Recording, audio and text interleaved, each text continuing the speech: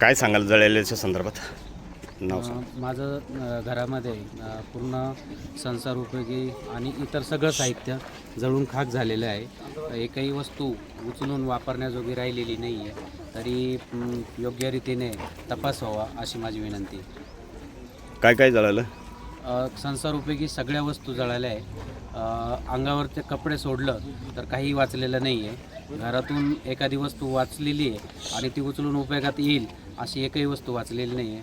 सगळं इलेक्ट्रॉनिक्स सामान, TV, fridge, cooler, bed, sofa, गहू, किराणा, भांडे, रोख रक्कम 32,000 रुपये असं माझ्या बांधकाम व्यवसायातले ॲडव्हान्स म्हणून 32,000 रुपये ते आईचे दाग होते, चांदीचे, काही सोन्याचे. तुमचं कसं लक्षात आलं हे मला 9 वाजेला एका भाच्याचा फोन आला, संग्राज जगताप म्हणून, आणि त्याला कोणीतरी सांगितलं होतं की धूर निघतो आहे आणि जाळ झाला आहे. म्हणून त्यांनी येऊन बघितलं तर आग लागलेली होती आणि त्यांनी मला फोन केला की मामा तुमच्या घराला आग लागली. त्यावेळेस आम्ही सगळं इथं आलो.